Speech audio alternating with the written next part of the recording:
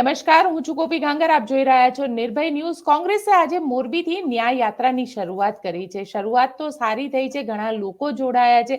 જે મોરબીના પીડિતો છે તેમના દ્વારા પણ એક પ્રેસ કોન્ફરન્સ કરવામાં આવ્યા. પણ કોંગ્રેસ માટે અહીંયા આગળ સવાલ એ પણ ઉભો થઈ રહ્યો છે, કારણ કે તક્ષશિલાના પીડિતોએ ના પાડી દીધી આ યાત્રામાં જોડાવાની. અને તેમનું કહેવું છે કે રાહુલ ગાંધી અત્યાર સુધી અમને ક્યારેય 5 વર્ષમાં મળવા નથી આવ્યા, અમે શું કામ એમની સાથે જોડાઈએ. અમારી સાથે અત્યારે આ વિષય પર વાતચીત કરવા જિગ્નેશ મેવાણી જોડાયા છે. જિગ્નેશભાઈ, તક્ષશિલાના પીડિતોએ તો સ્પષ્ટ શબ્દમાં ના પાડી દીધી, હવે શું કહેશો? કારણ કે સાથે સાથે દર્શક મિત્રોને જણાવું કે મોરબીથી આજે ગુજરાત ન્યાય યાત્રાનો બહુ સુંદર રીતે પ્રારંભ થયો છે. મોરબીના સૌ પીડિતો અમારી સાથે જોડાયા, હરણીકાંડના પીડિતો જોડાયા, રાજકોટ અગ્નિકાંડના કેટલાક પીડિતો જે અમારી સાથે લાંબા સમયથી જોડાયેલા છે એ લોકોએ યાત્રામાં ભાગ લીધો. અને તક્ષશિલાના જે પીડિતો નથી જોડાયા એમની લાગણી અને માગણી એમને યાત્રામાં ન જોડાવવું હોય તો પણ અમે રાજ્યની સરકાર સમક્ષ અને ગુજરાતની જનતા સમક્ષ મૂકવાના છીએ. મુદ્દો સમજવા જેવો એ છે કે શા માટે પીડિતોએ યાત્રા કરવી પડે.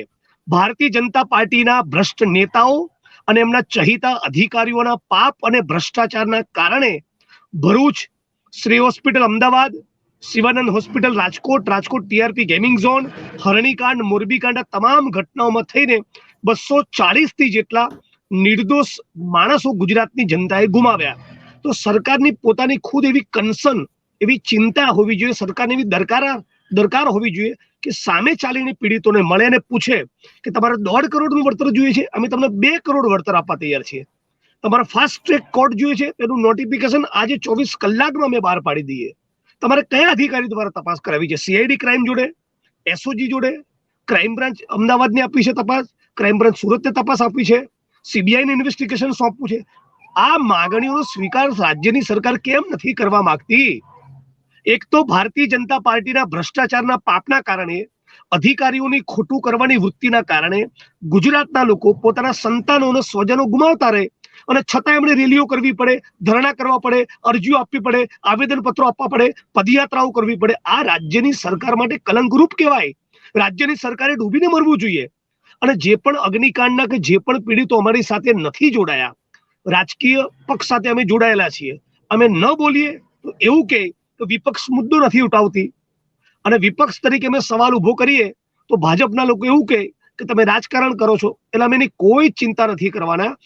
એક પણ પીડિત પરિવાર અમારી સાથે લડવા માંગતો હશે ત્યાં સુધી આ સંઘર્ષ, આ આંદોલન, આ યાત્રા અમે છોડવાના નથી.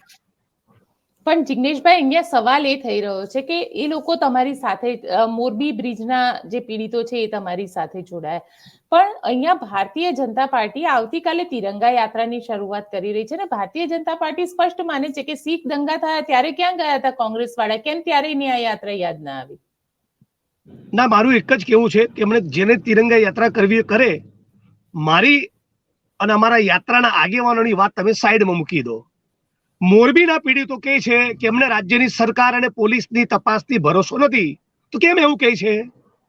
શા માટે મોરબીના પીડિતોએ 2 કરોડના વળતરની માગણી માટે હાઈકોર્ટ કેમ જવું પડે?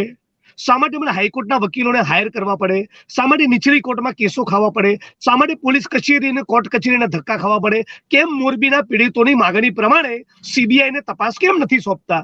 જિગ્નેશભાઈને સાઈડમાં મૂકી દો, કોંગ્રેસ પક્ષને સાઈડમાં મૂકી દો. તમારા પેટમાં શું ચોરી છે ભાજપ વાળાઓ કે તમે આ ન્યાય યાત્રાની માગણી તમે સંતોષવા તૈયાર નથી? મોરબીના પીડિતો કહે છે એ પ્રમાણે ફાસ્ટ ટ્રેક કોર્ટનું જાહેરનામું બહાર પાડો. રાજકોટ અગ્નિકાંડના જે પીડિતો અમારી સાથે જોડાયા છે એ લોકોનું કેવું છે કે અમારે નોન કરપ્ટ અધિકારી જોડે તપાસ જોઈએ, તેને તપાસ સોંપો ને. રાજ્યની સરકારે કંઈ છુપાવવાનું ન હોય તો શા માટે સીબીઆઈને ઇન્વેસ્ટિગેશન નથી સોંપતા? શા માટે નોન કરપ્ટ અધિકારીઓને તપાસ નથી સોંપતા? આટલી અમારી માંગણી છે.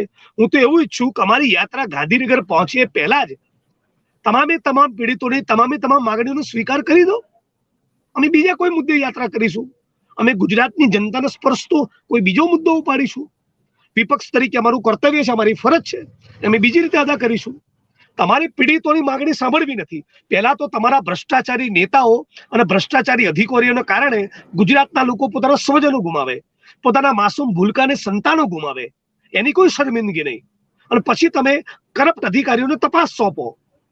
હું ફરી કહું છું, આપના નિર્ભય ન્યૂઝના એક દર્શક મિત્રોને કહું છું જવાબદારી પૂર્વક, રાજકોટ ટીઆરપી ગેમિંગ ઝોનની તપાસના 2 પોલીસવાળા એવા છે જેમણે ટીઆરપી ગેમિંગ ઝોન અગ્નિકાંડની ઘટના બની એના 4 દિવસ પૂર્વે જુગારની મેટરમાં 80 લાખનો તોડ કર્યો છે.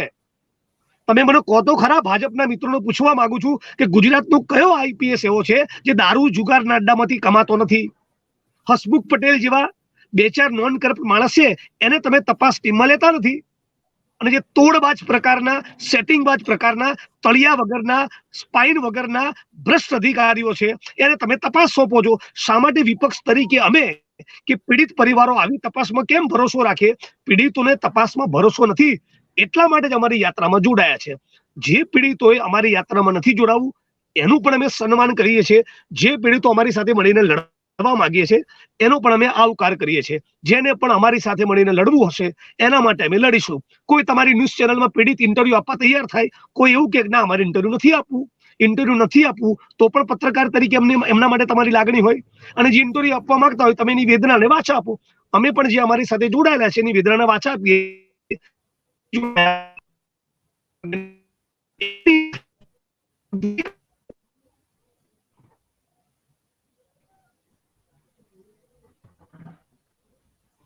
પણ જિગ્નેશભાઈ, અહીંયા સવાલ એ ઉભો થઈ રહ્યો છે કે જે લોકો તમારી સાથે જોડાયા, કારણ કે ક્યાંક હવે એને રાજનીતિનું નામ આપી દેવામાં આવ્યું છે. આમાં જ ભારતીય જનતા પાર્ટી આવતીકાલે તિરંગા યાત્રા કરી રહ્યું છે રાજકોટથી, અને તિરંગા યાત્રામાં જેપી નડ્ડાથી લઈને બધા જ મોટા નેતા ભારતીય જનતા પાર્ટીના જોડાવાના છે. બસ હું એટલું જ ઈચ્છું છું કે જેપી નડ્ડા તિરંગા યાત્રા ભાજપની જે નીકળી રહી છે એમાં આવી રહેલા જેપી નડ્ડા રાજ્યના મુખ્યમંત્રી રાજકોટ શહેરથી આ તિરંગા યાત્રા કરી રહ્યા છે. રાજકોટની બાજુમાં જસદણમાં એમના જ મહિલા કાર્યકર્તાએ કહ્યું કે 6 દીકરીઓ ઉપર દુષ્કર્મ થયું છે, બળાત્કાર થયો છે. તો પોતાના જ પક્ષના મહિલા કાર્યકર્તાઓને પૂછે કઈ 6 દીકરીઓ પર બળાત્કાર થયો છે, ચાલો સાથે મળીને એની એફઆઈઆર કરાવીએ અને દુષ્કર્મ કરનારા નરાધમોને જેલના સળિયા પાછળ મોકલીએ. આટલી જાહેરાત રાજકોટ જઈ રહેલા જેપી નડ્ડા મુખ્યમંત્રી કરે? એ નહીં કરે. પછી તમે બોલશો, અમે બોલીશું એટલે કહેશે તમને કે મીડિયા વાળા ચગાવે છે, વિપક્ષ વાળા પોલિટિક્સ કરી રહ્યા છે. જે તમારે જ મહિલા કાર્યકર્તા કહી રહી છે ને કે બીજી 6 જેટલી દીકરીઓ સાથે દુષ્કર્મ થયું છે, એની વિગતો અમારી સાથે છે, બરાબર? તો એ લોકોની માંગણી સંતોષો, ગુનો દાખલ કરો. કેમ ગુનો દાખલ નથી કરતા? કાલે તિરંગા યાત્રાની શરૂઆત રાજકોટથી થઈ રહી છે, તો ટીઆરપી ગેમ ઝોન પણ રાજકોટમાં જ છે, અને રાજકોટમાં તમે લોકો પરમ દિવસે સવારે ભારતીય જનતા પાર્ટીના 68 કોર્પોરેટરો કોઈ જોવા નહીં ગયું.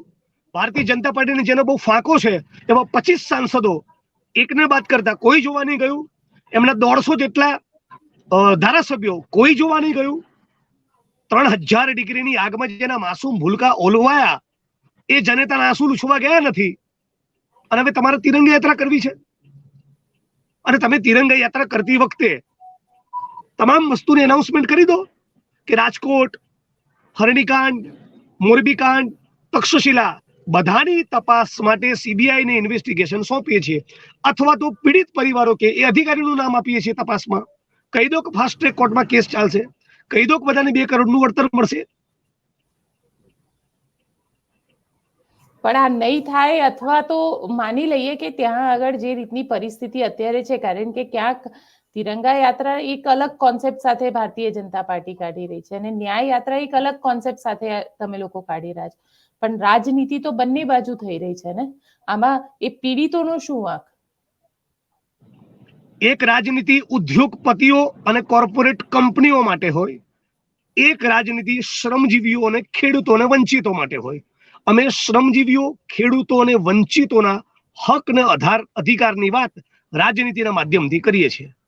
એક રાજનીતિ એ રાજકોટમાં દુષ્કર્મ કરનારા નરાધમોને છાવરવાની હોય, બીજી રાજનીતિ એ દુષ્કર્મનો ભોગ બનેલા પીડિતાની પડખે ઉભા રહેવાની, એની વેદનાને વાચા આપવાની હોય. અમે પીડિતોની પડખે ઉભા છીએ.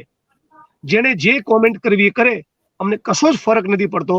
અમે બહુ ઈમાનદારીથી, પૂરી જવાબદારી પૂર્વક તક્ષશિલાના, હરણીના, મોરબીના, અગ્નિકાંડના તમામ ભોગ બનનારા લોકોની વાત કરતા રહીશું.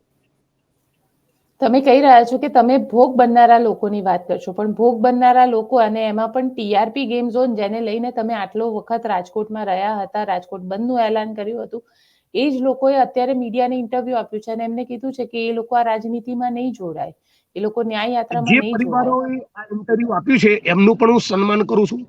એમણે પણ પોતાના સ્વજનો ગુમાવ્યા છે, એમના માટે પણ મને લાગણી છે. ફરી એકવાર આપના માધ્યમથી એમણે જે પોતાના સ્વજનો ગુમાવ્યા એમને મારી શ્રદ્ધાંજલિ પાઠવું છું. પણ રાજકોટમાં ટીઆરપી ગેમિંગ ઝોનના પીડિતો માટે અમે જે આંદોલનમાં હતા એ વખતે જે પરિવારો અમારી સાથે જોડાયેલા હતા એ પરિવારો આજે પણ જોડાયેલા છે. હરણીકાંડના પરિવારો આજે પણ અમારી સાથે જોડાયેલા છે. મોરબી કાંડના પરિવારો આજે પણ અમારી સાથે જોડાયેલા છે. પણ આમાંથી એક જ માણસ બચે, આ તમામ પીડિત પરિવારોમાંથી એક જ માણસ એવું કે હજી અમને ન્યાયથી સંતોષ નથી, તો હું વ્યક્તિગત અને અમારો પક્ષ સુપ્રીમ કોર્ટ ઓફ ઇન્ડિયા સુધી એ એક માણસ માટે પણ લડીશું અને લડીશું. અચ્છા, તમે લોકોએ અનાઉન્સમેન્ટ કરી હતી કે રાહુલ ગાંધી ને પ્રિયંકા ગાંધી ને બધા જ આવશે, તો એ લોકો ક્યારે આવશે અને યાત્રા તમારો ટાર્ગેટ ગાંધીનગર સુધી પહોંચવાનો છે? અમે રાહુલજી અને કોંગ્રેસ પક્ષના ઓલ ઇન્ડિયા કોંગ્રેસ કમિટીના આગેવાનો, મોટા નેતાઓને વિનંતી અને અપીલ કરી છે કે તમારી અનુકૂળતા પ્રમાણે આવો. એટલે જ્યારે પણ જેમની અનુકૂળતા હશે એ બધા નેતાઓ આવશે. પણ અત્યારે તો યાત્રાનો બહુ સરસ શરૂઆત થઈ છે. મોરબીના પીડિતો ખૂબ લાગણીસભર રીતે અમારી સાથે જોડાયેલા છે. હરણીકાંડના પીડિતો પણ જોડાયેલા છે, અગ્નિકાંડના કેટલાક પીડિતો પણ જોડાયેલા છે અને બધા પીડિતોને લઈને યાત્રા અમારી અત્યારે મોરબીથી નીકળી છે. આજે ટંકારા જઈશું અને 11 તારીખે રાજકોટ અમે પહોંચીશું. અને આગળની રણનીતિ શું રહેશે પછી? કારણ કે તમે તો ગાંધીનગર આવવાની વાત કરી રહ્યા છો. ગાંધીનગરમાં અને વિધાનસભાના સત્ર દરમિયાન પહોંચીશું. સરકારને વિધાનસભાની અંદર ઘેરીશું, સરકારને વિધાનસભાની બહાર ઘેરીશું અને સરકારને કહીશું કે તમારા ભ્રષ્ટાચારના પાપના કારણે હવે વધારે ગુજરાતના લોકોને મરવા ન દો. જેટલા પણ કાંડ થયા છે એમાં યોગ્ય સચોટ તપાસ તમે કરો. એક જ વાત, જે પણ મોટા મગરમચ્છો છે એની ધરપકડ થવી જ જોઈએ. આ સરકારે મોરબી નગરપાલિકાની સુપરસીડ કરી. જો મોરબી નગરપાલિકાના અધિકારીઓ અને ભાજપના પદાધિકારીઓનો વાંક નહોતો તો મોરબી નગરપાલિકાએ તે લોકોએ સુપરસીડ ન કર્યું હોત. મોરબી નગરપાલિકા લાગે છે જિગ્નેશ મેવાણીના નેટવર્કમાં કંઈક ઇસ્યુ છે, કારણ કે યાત્રા ચાલી રહી છે, યાત્રામાં છે અત્યારે જિગ્નેશ મેવાણી.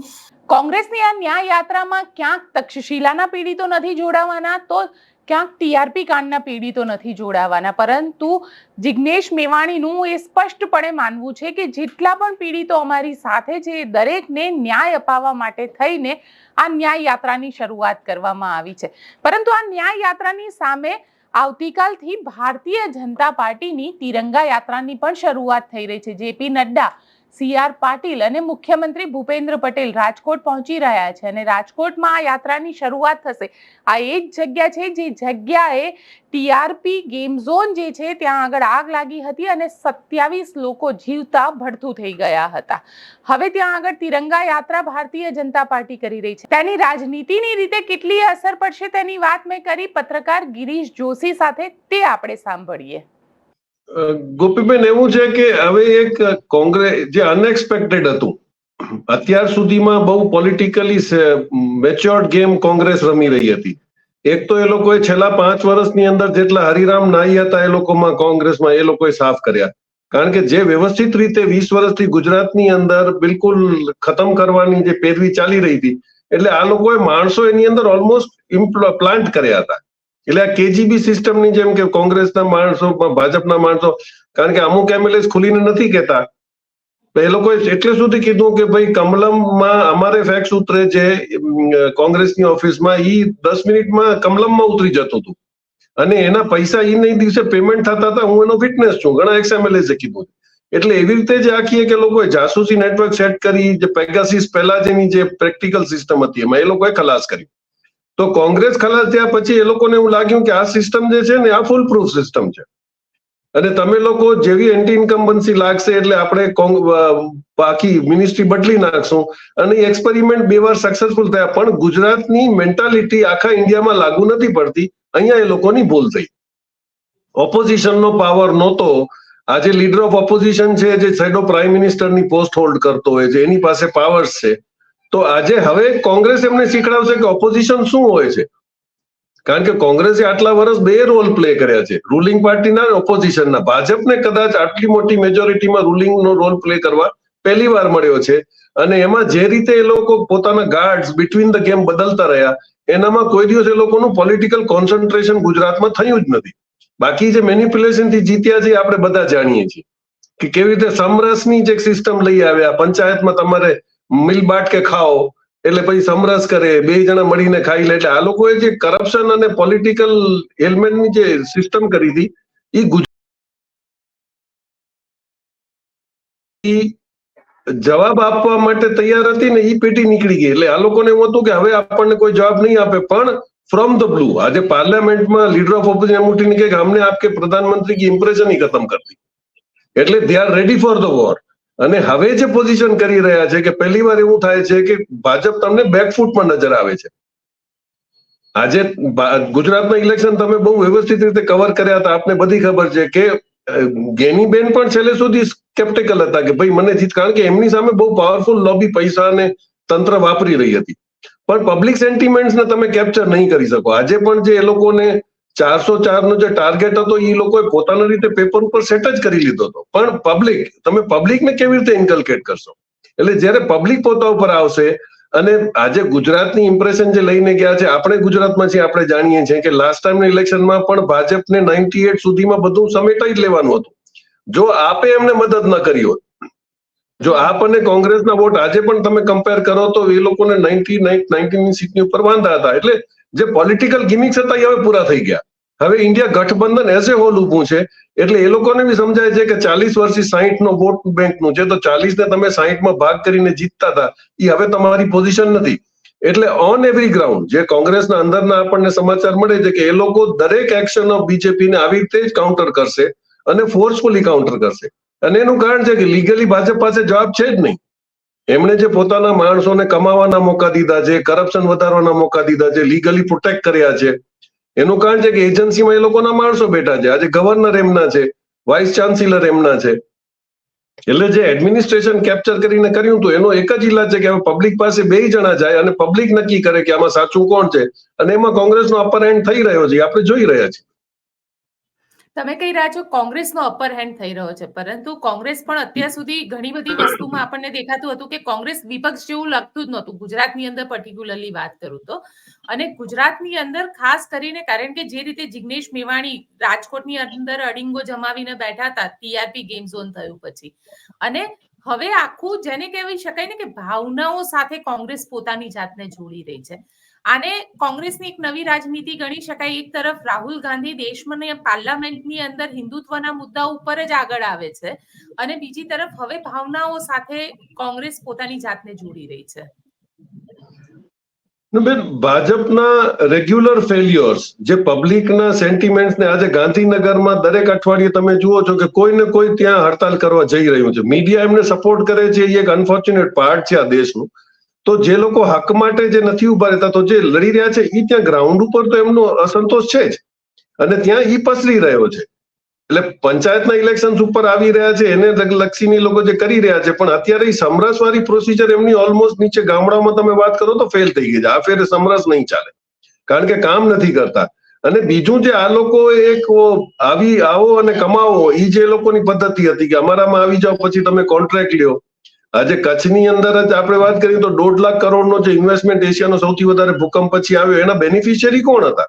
એના બેનિફિશિયરી તમામ ભાજપના હોદ્દેદારો જ હતા. બીજા કોઈને કામ કરવા દેવું નહીં. આજે પણ એમપી એમએલએસ ના એપ્રોચીસ એવા છે કે જે બી રનિંગ કામ છે અને સારા છે એ આપણે લઈ લેવાના, બ્યુરોક્રેટ્સને પ્રેશરાઇઝ કરવાનું, નહીં થાય તો દિલ્હીથી ફોન કરાવવાનો. અને આપ સારી રીતે જાણો છો કે કલેક્ટર અને ડેપ્યુટી કલેક્ટર એ લોકોની હેસિયત ગુજરાતમાં છેલ્લા 15-20 વર્ષમાં એવી રહી હતી કે એમ જ કે સીએમઓ થી ફોન આવશે તો કામ થશે. એમએલએ એમપીઝ વેર ઝીરો. એટલે ગુજરાતથી જે આ સેન્ટ્રલાઇઝેશન ઓફ પાવરનો પ્રોગ્રામ ચાલુ થયો હતો કે એમએલએ એમપી ખાલી બેસે, કમાય, ખાય, જલસા કરે. એડમિનિસ્ટ્રેશન તો ગુજરાતનું સીએમઓ ચલાવશે અને હિન્દુસ્તાનનો પીએમઓ ચલાવશે. બટ અનફોર્ચ્યુનેટલી આખા હિન્દુસ્તાનની તાસીર ગુજરાતની નથી. કાલે જે એક લાઈવ પર હું કહેતો હતો કે ભાઈ ગુજરાતની તાસીર છે એ બિઝનેસ તાસીર છે. મારા 2 પૈસા ડૂબતા હશે તો હું કોમ્પ્રોમાઇઝ કરીશ, પણ એ એક્સપેરિમેન્ટ તમારો મરાઠીમાં ફેલ થઈ ગયો, કારણ કે મહારાષ્ટ્ર અસ્મિતામાં પૈસાને મહત્વ નથી અપાતા. જો તમે શિવાજીને કાંઈ કહો કે ઉદ્ધવ ઠાકરેને કાંઈ કહ્યું તો મરાઠા સેન્ટિમેન્ટ આખો ડ્રેગ થઈ ગયો અને એની અસર હવે તમને ઇલેક્શનમાં દેખાશે. કારણ કે તમે ત્યાં જાહેરમાં પણ શિવાજી મહારાજને બાલ ઠાકરે વિરુદ્ધ કઈ કહી નથી શકતા, પબ્લિક રિએક્ટ કરે. જયારે ગુજરાતમાં તો એમ જાણે કે આપણો કઈ નફો નથી તો માણસો ચાલતા થઈ જાય. એટલે આ બેઝિક ડિફરન્સ જે છે એ હવે એ લોકોને ખબર પડે છે કે ગુજરાત મોડલ આખા ઇન્ડિયામાં એપ્લિકેબલ નથી. It will B a failure. અને હવે ગુજરાતમાં આવીને જે સર્જિકલ સ્ટ્રાઇક કરવાનું કોંગ્રેસે નક્કી કર્યું છે, એમની પાસે સારા સારા કાર્યકરો આજે પણ છે જે નિસ્વાર્થ ભાવે કોંગ્રેસ માટે કામ કરવા તૈયાર છે. અને હવે એ લોકો લાઇમલાઇટમાં આવી ગયા છે અને જેટલા હરિરામ નાઈ હતા એ બધા નીકળી ગયા છે. એટલે હવે ફિલ્ટર થયેલું કોંગ્રેસ છે અને રિએક્શન આપશે અને મજબૂતીથી આપશે. કોંગ્રેસ મજબૂતીથી રિએક્શન આપશે. સામે ગવર્મેન્ટને તમે કઈ રીતે જોઈ રહ્યા છો ગિરીશભાઈ? કારણ કે એક તરફ મુખ્યમંત્રી ભૂપેન્દ્ર પટેલ જે રબર સ્ટેમ્પ તરીકે અત્યાર સુધી જાણીતા હતા, એટલે વિજય રૂપાણી પછી ભૂપેન્દ્રભાઈ આવ્યા અને ભૂપેન્દ્રભાઈ પણ મૃદુ મક્કમ પણ કહેવાય રબર સ્ટેમ્પ. ઈ તો એ લોકોને ફાવતું હતું ને, રિમોટ કંટ્રોલ એ લોકો મનમોહનસિંહને કહેતા હતા, પણ મનમોહનસિંહે પોતાના ડિસિઝન લીધેલા છે. બ્યુરોક્રેટ હતા અને વર્લ્ડના 7મા નંબરના ઇકોનોમિસ્ટ હતા. એટલે જરૂરી નથી કે તમે એમને, તમારા માણસો તો ખોટું કરવામાં પણ તૈયાર હોય છે. આજે તમારા એલિગેશન થાય એટલે તમે સીએમ ને બદલી નાખો, પછી તમે કોમ્યુનલ ગેમ પણ રમી શકો. નીતિન પટેલ આટલે મોટા સ્ટાલવર્ટ જેની સાથે આટલો મોટો ભેગો વોટર છે, તે છતાં બી તમે એમને એવી રીતે ડિસ્કોલિફાય કરી શકો છો કે ભાઈ સીએમ બને છે, નથી બનતા, પછી વિજય રૂપાણી બને છે. મહારાષ્ટ્રમાં આ જ પોઝિશન તમે કરીને એનું આઉટકમ જોઈ લો. ફડણવીસને તમે ડિમોટ કર્યો છે, અત્યારે શું પોઝિશન તમારી ઉભી? એટલે આ બધી સિચ્યુએશનમાં, અને જે તમે બ્યુરોક્રેટ્સની વાત કરી, તો સૌથી અગર ડરપોક કોઈ કોમ હોય તો બ્યુરોક્રેટ્સની હોય છે. આજે તમે કોર્ટની અંદર પોઝિશન જુઓ, જેવા ચંદ્રચૂડ સાહેબ એમ કીધું કે હાઈકોર્ટ અમારી સબોર્ડિનેટ નથી, હાઈકોર્ટને પાવર સુપ્રીમ કોર્ટ જેટલા છે, એટલે બેલના કેસ મહેરબાની કરીને ઉપર મોકલો નહીં. એના પછી ગુજરાતના જ, હું નામ નથી લેવા માંગતો, પણ એવા 2-3 નામચીન જે હતા જેમને ગવર્મેન્ટના પ્રેશરમાં બેલ નથી મળતી, એમને બોલાવીને કહી દીધું વકીલને ભાઈ બેલ માટે એપ્લાય કરો, દઈ દઈએ. This is making a difference. આજે જ્યુડિશરી જો કડક થશે તો ઓફિસરો જે ઓન ધ ફેન્સ બેઠા છે કે જે કે મારાથી ખોટું નથી તો એ હિંમત કરશે. એટલે હિંમત થઈ રહી છે. અત્યારે અમુક ઓફિસરો જે ડરપોક છે એ તો સાઇડલાઇન થઈ ગયા છે. ભાઈ ગવર્મેન્ટના ઓર્ડર ઇલીગલી ફોલો કરવા નહીં, ભવિષ્યમાં આપણને જેલ જવું પડશે. એટલે અત્યારે એ એટમોસ્ફિયર ચેન્જ થઈ રહ્યો છે. ઘણી બધી ઓફિસના એપ્રોચીસ આપણે જોયા બી છે. એટલે થિંગ્સ આર ચેન્જિંગ. અને સૌથી જો ઝાડ ડૂબવા માંડશે ને તો પેલા ઉંદર જે ભાગશે એ બધા બ્યુરોક્રેટ્સ હશે એમાં, અને એ ભાગવાની તૈયારીમાં છે, અને દે નો. એટલે જેવો બ્યુરોક્રેટિક અને પોલીસનો એપ્રોચ બદલાશે. અત્યારે તમે જુઓ, સ્પા ચાલ્યા, બધા નેતાઓના આશીર્વાદથી ચાલ્યા, ડ્રગ્સની જેવી મામલો બગડવા માંડ્યો, પછી ખબર પડી કે ફાર્મા પણ આની અંદર ઇન્વોલ્વ થઈ અને ફાર્માના ફિગર્સ એડજસ્ટ નથી થતા, ત્યારે પોલીસ ડિપાર્ટમેન્ટ એક્ટિવ થયું છે. હવે બધું બંધ કરાવો, હવે આને રેડ કરો, ઓને રેડ કરો. એટલે એ લોકો પોતાનું કરેક્શન તો કરવા મંડી ગયા છે. એટલે ઘણા બધાને તકલીફ થશે, પણ ભાજપ હવે એ લોકોને બચાવી શકે એવી પરિસ્થિતિમાં નથી. એટલે રિએક્શન ઘણા બધા આવશે અને બહુ ટાઈમલી જ આ જે રેલી કાઢવાની છે એનું રિએક્શન બહુ સારું આવશે. જી.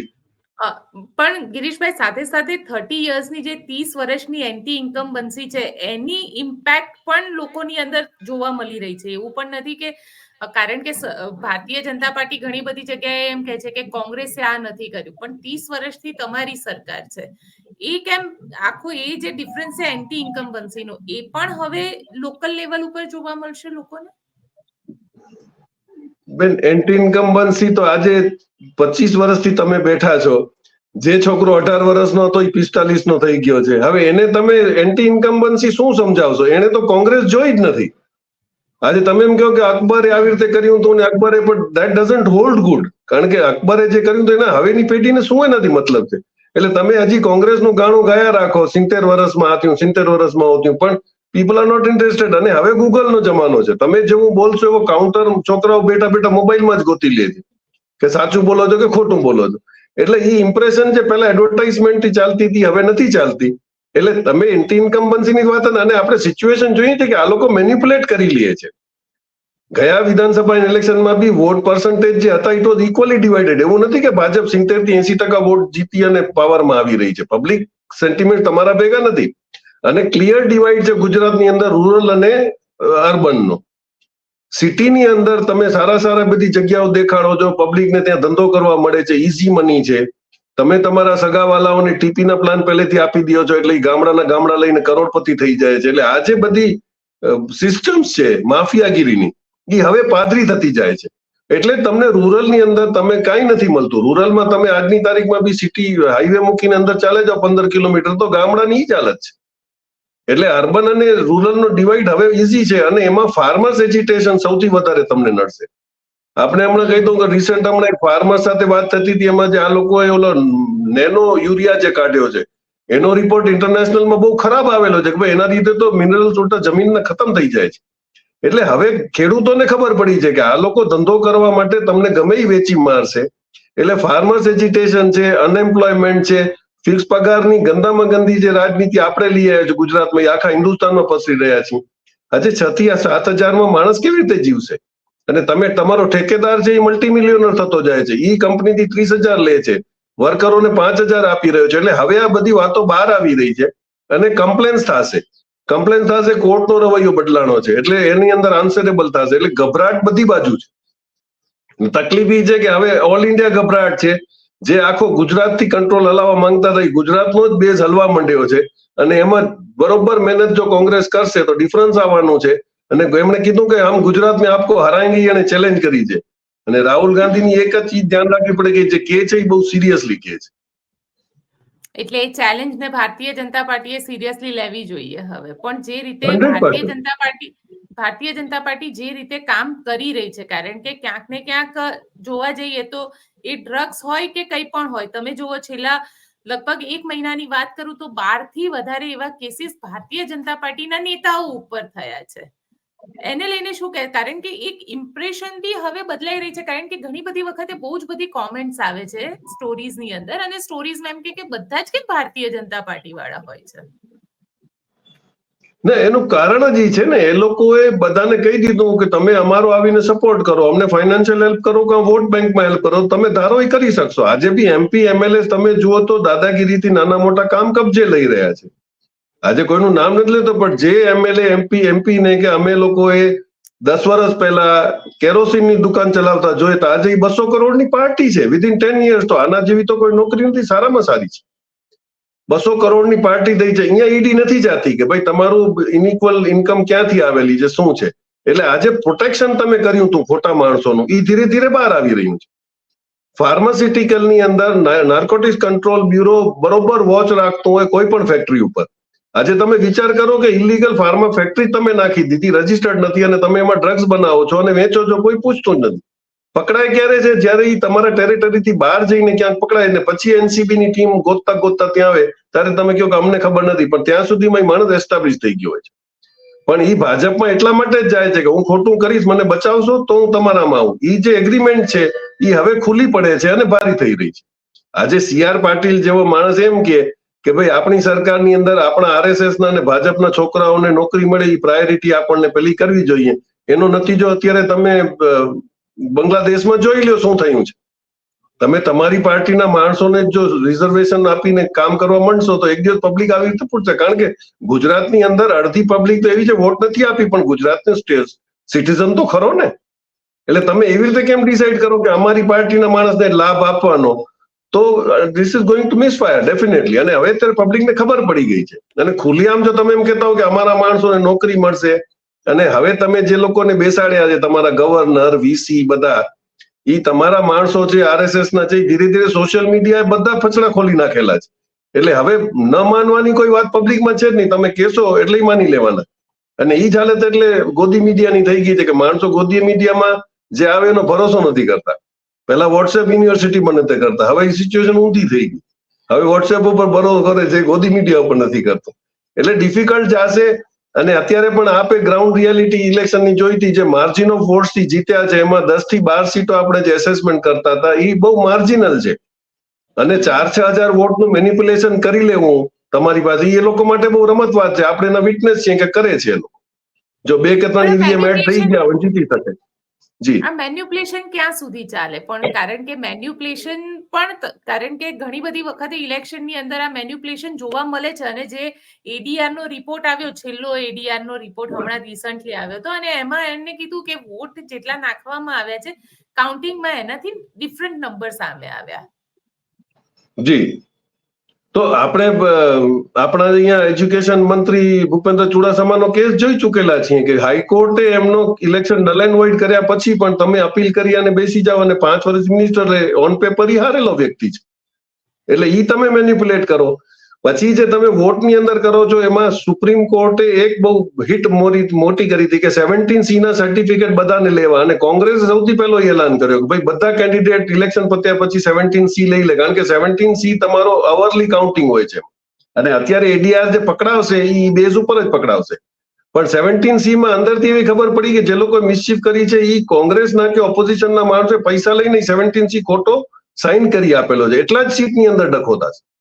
બાકી જ્યાં 17C મેનિપ્યુલેટ થયું છે કે એડજસ્ટ નહીં થાય, કારણ કે એવરી અવર તમારે ઈસીને જે રેકોર્ડ ઓનલાઈન મોકલવાનો છે એ જ 17C માં રિફ્લેક્ટ થાય છે. એટલે 17C અને તમારી ફાઇનલ ટેલી જો નહીં મળે તો કોર્ટે કીધું છે કે 17C માન્ય રાખવામાં આવશે. તો હજી તો જેમ જેમ કેસીસ થશે અને ખુલશે એની અંદર ઘણા બધામાં ગડબડ નીકળશે. પણ હવેના ઇલેક્શન્સમાં 17C એટલું પોપ્યુલર થઈ ગયું છે કે દરેક કેન્ડિડેટ લઈ અને પોતાના ઓફિસમાં જઈને કહી દે છે. તમે સાઉથની કર્ણાટકમાં જુઓ, તામિલનાડુમાં જુઓ, 2 કલાકની અંદર બધા 17C પોતાની પોલિટિકલ પાર્ટીની ઓફિસમાં જમા થઈ ગયા હતા. એટલે એ લોકો પાસે પોતાનું સ્ટેટસ કન્ફર્મ હતું, એટલે એમાં ગડબડ થઈ શકતી નથી. એટલે હવે જો બધા ઇલેક્શનમાં થવા માંડશે તો જે લોકોનો એક છેલ્લો જે કિમિયો હતો એડજસ્ટ કરવાનો એ પણ હવે ફેલ થશે અને રિયલ ડેમોક્રેટિક ઇલેક્શન થશે એવી આપણે આશા કરીએ. શું લાગે છે તમને? કારણ કે એક તરફ તિરંગા યાત્રા હશે ને એક તરફ ન્યાય યાત્રા હશે. આ બંને યાત્રા અલ્ટિમેટ પોલિટિકલી કોને બેનિફિટ કરાવતી હશે? આમાં પહેલી મિસચીફ તો ડરી છે કે કદાચ પરમિશનમાં જ મિસચીફ કરે, અને પરમિશનમાં મિસચીફમાં હવે એક મને એવું લાગે છે કે જે લોકો એ લોકોનું વર્કિંગ છે એ પ્રમાણે, કારણ કે લીડર ઓફ ઓપોઝિશન છે, શેડો પ્રાઇમ મિનિસ્ટર છે, એટલે કાંઈ ને કાંઈ સિક્યુરિટી બાના હેઠળ આવીને કદાચ એમની રેલીને પરમિશન ના મળે જો રાહુલ ગાંધી આવતા હોય તો. અને બીજા જો લીડરો આવશે તો એ લોકો તો આગળથી બી ગમે એ કારણસર એરેસ્ટ કરીને હાઉસ એરેસ્ટ કરે જ છે આ લોકો. પણ આ ફેરે હિંમત નહીં કરી શકે એવું મને લાગે છે કે પબ્લિક રિએક્શન જે થશે ને, અત્યારે જે બી કરવા જાય છે, આજે તમે ખાલી મેસેજ નીકળ્યો કે ભાઈ ઈડી રાહુલ ગાંધીને એરેસ્ટ કરશે તો મેસેજ વાંચીને જ ઈડી ગભરાઈ ગઈ કે આટલા બધા રિએક્શન્સ આવ્યા. એટલે જો કદાચ એ રેલી રોકવાની કોશિશ કરશે તો it will be disadvantage to BJP. એ કદાચ એમની પાસે સારા સલાહકારો હશે અંધભક્ત સિવાયના તો કદાચ કહેશે કે આવું ન કરાય. અને તમે છેલ્લે કદાચ જુઓ તો 240 આવ્યા પછી ઘણી બધી એ લોકોની બધી રમતો બંધ થઈ ગઈ છે. આને પકડો, ઓને પકડો, આના પર કેસ કરો, આ કરો, ખોટા કરો, પ્રોબ્લેમ થાય છે. અને બીજું એ લોકોએ પોતાના પગ ઉપર કુલાડી મારી છે નવો કાનૂન લાવીને કે દરેક એરેસ્ટમાં તમારે રાઇટિંગમાં એને રીઝન આપવો પડશે અને વિડીયોગ્રાફી કરવી પડશે. અહીંયા એ લોકોએ પોતાના જ હાથ કાપી લીધા છે. એટલે હવે જે કોર્ટમાં જશે ને વિધાઉટ વિડીયો રેકોર્ડિંગ હશે તો ઇલ બી વેલિડ ફોર અ બેલ, તો લઈને આલ્યો આવશે. એટલે એ લોકોએ જે કર્યું છે એમાં પોતે કન્ફ્યુઝ છે. અને ઇન્ટરનલી જો એ લોકોના ભાજપ વાળાથી વાત કરો તો એમ કે ભાઈ જો 2 લોકોએ જવાબદારી લીધી છે તો 2 લોકો જ કરે, અમને શું કરવું છે, એ કે અમારે તો કઈ છે જ નહીં. એટલે this right up to UP કે ભાઈ जिम्मेदारी लिए तो वो लड़ लेंगे, अपने को क्या करना है. આ યુપી વાળાઓના સ્ટેટમેન્ટ છે. એક્ઝેક્ટલી. ગિરીશભાઈ, આપ અમારી સાથે જોડાયા તેના માટે આપનો ખૂબ ખૂબ આભાર. એક તરફ ભારતીય જનતા પાર્ટીની તિરંગા યાત્રા અને બીજી તરફ કોંગ્રેસની ન્યાય યાત્રા. ક્યાંક ને ક્યાંક હવે લોકો વચ્ચે ભારતીય જનતા પાર્ટી જવાનો પ્રયત્ન કરી રહી છે અને કોંગ્રેસ જે છે એક સારા વિપક્ષ તરીકે લોકોના મુદ્દાને ઉપાડવાનો પ્રયત્ન કરી રહી છે. આપ પોતે શું વિચારો છો? ભારતીય જનતા પાર્ટી અને કોંગ્રેસ આ બંને પાર્ટીમાંથી આપ શું વિચારી રહ્યા છો કે કોના મુદ્દાને કેટલો ફાયદો થશે? મને કોમેન્ટ બોક્સમાં ચોક્કસથી લખીને જણાવજો અને અમારી ચેનલ નિર્ભય ન્યૂઝને લાઇક, શેર અને સબસ્ક્રાઇબ કરવાનું ભૂલશો નહીં. આભાર.